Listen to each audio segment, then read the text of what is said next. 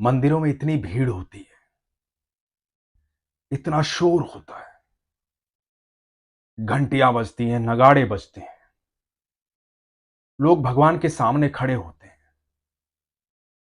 अपने मन ही मन में भगवान से बातें कर रहे होते हैं। कोई चिल्लाकर बात नहीं करता, कोई ऐसे बात नहीं करता, हे ईश्वर ये देना, हे ईश्वर ये देना, हे ईश्वर मेरी ये समस्या है। सबके मन में बात चल रही होती है और मेरा ठाकुर सबकी सुन रहा होता है। हमारी इच्छा पूरी नहीं होती तो हम शिकायत कर देते हैं, लेकिन मेरा ठाकुर कभी किसी से कोई शिकायत नहीं करता है। आप मन में जो बात कर रहे होते हैं वो मन से सुन रहा होता है। वो ईश्वर है, परमेश्वर है, जो छोटी सी चींटी भी चलती है उसकी पदचाप भी उसे सुनाई देती है, इसीलिए वो सर्वेश्वर है। ऐसे ही विश्वास का एक प्रसंग आज आपको सुनाता हूं, बड़ा अद्भुत प्रसंग है, ध्यान से सुनिएगा। हरे कृष्ण दोस्तों, मैं हूं अनुज शर्मा। सूरत गुजरात की रहने वाली मंजू शर्मा। मंजू शर्मा आज 50 साल की है। बात तब की है जब वो 10 साल की थी। सीकर राजस्थान में उनका जन्म हुआ। मंजू बताती है कि बचपन से ही उनके पापा उनको भगवान श्री कृष्ण की कथाएं सुनाते थे। घर में भक्ति का माहौल था, ठाकुर जी का नाम हर समय लिया जाता था। उनके घर के मंदिर में एक तस्वीर थी भगवान श्री कृष्ण की। छोटी सी मंजू, 10 साल की मंजू, जाकर के जब भी कोई बात करनी होती तो उस तस्वीर के सामने जाती और बोलती, गोपाल भैया सुनो मेरी ये बात है। एक दिन हुआ यूं कि इनके घर में एक गाय थी, रामली।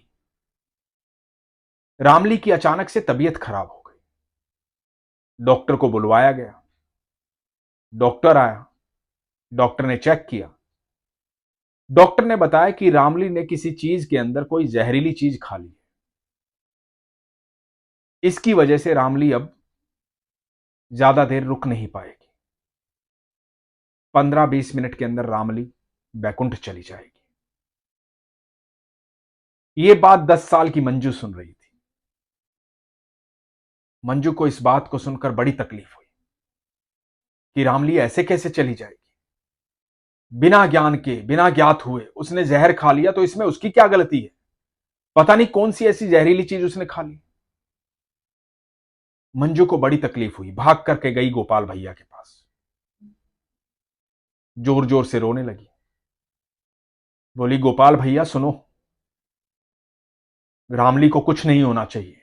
मैं किसी डॉक्टर वॉक्टर को नहीं जानती हूं, मैं तो सिर्फ आपको जानती हूं, और आपके होते हुए मेरी रामली को कुछ नहीं होना चाहिए। और जोर जोर से रोने लगी। 10 साल की मंजू शर्मा आज 50 साल की हो गई है। बताती हैं कि वो समय आज भी मैं भूली नहीं हूं। जब मैं अपने गोपाल भैया से ये बात कह रही थी तो मेरे कान के पास एक आवाज आई, जैसे कोई कान के बिल्कुल पास आकर के कह रहा है, तू चिंता मत कर, 5 मिनट में रामली ठीक हो जाएगी और खड़ी हो जाएगी, तू निश्चिंत हो जा। ये बात जैसे ही मंजू ने सुनी, मंजू दौड़ी दौड़ी मम्मी पापा के पास गई, डॉक्टर के पास गई और बोली, सुनो सुनो सुनो, मेरे गोपाल भैया ने कहा है 5 मिनट में रामली ठीक हो जाएगी, बिल्कुल ठीक हो जाएगी, आप चिंता मत करो, रामली को कुछ नहीं होगा। माता पिता बच्चे की भावनाएं समझ रहे थे। उनको लगा कि चलो, बच्ची की आस्था है, बच्ची का विश्वास है, लेकिन रामली बच तो नहीं सकती, डॉक्टर ने कह दिया है कोई जहरीली चीज खा ली है। अब बच्ची को कैसे समझाएं? बात को टाल दिया। लेकिन अचानक 5 मिनट के बाद रामली खड़ी हो गई। जैसे ही रामली खड़ी हुई, परिवार की खुशी का ठिकाना नहीं रहा। और मंजू तो आज भी उस बात को याद करके गदगद हो उठती है। स्वयं भगवान श्री कृष्ण ने उसके कान में आके कहा था कि 5 मिनट में रामली ठीक हो जाएगी। श्री कृष्ण की आवाज सुनी है उसने, उनको महसूस किया है उसने। 10 साल की बच्ची का हृदय विश्वास से परिपूर्ण था। हमारा सबका हृदय एक बच्चे जैसा होना चाहिए। बच्चे का दिल बड़ा पवित्र होता है, उसमें विश्वास हमेशा प्रगाढ़ होता है, आस्था हमेशा मजबूत होती है, क्योंकि बच्चे के हृदय में कभी कपट नहीं होता, कोई झूठ नहीं होता। वो विश्वास ही तो था कि ठाकुर जी ने आकर कहा कि 5 मिनट में रामली उठ खड़ी होगी, और 5 मिनट में रामली उठ खड़ी हुई, ठीक हो गई। मंजू शर्मा बताती है कि वही गोपाल भैया, वही तस्वीर पिछले 45 साल से मेरे पास है। शादी होने के बाद वो अपनी ससुराल उन्हें ले आई। गोपाल भैया हमेशा साथ रहते हैं।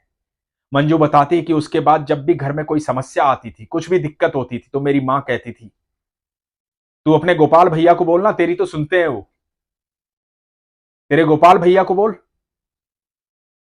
और मंजू बताती है कि मैं जब भी अपने गोपाल भैया को पुकारती हूं, आज भी मेरी हर समस्या अपने आप हल हो जाती है। मेरे गोपाल भैया मेरे साथ रहते हैं।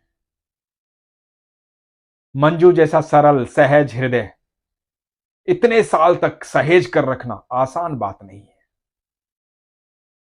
आज भी मंजू उसी दिल के साथ जीती है जो 10 साल की बच्ची का दिल था। वही सहजता है, वही सरलता है। इसीलिए गोपाल भैया हमेशा साथ रहते हैं। यदि हम ईश्वर को पाना चाहते हैं तो हमें सरल होना पड़ेगा, सहज होना पड़ेगा। हमारे भीतर संभाव होना चाहिए, स्वीकार्य भाव होना चाहिए, शंका नहीं होनी चाहिए, सच्ची आस्था होनी चाहिए, सच्चा प्रेम होना चाहिए। इसीलिए हमेशा कहता हूं, अपने विश्वास को मजबूत रखो, अपना ख्याल रखो। हरे कृष्ण।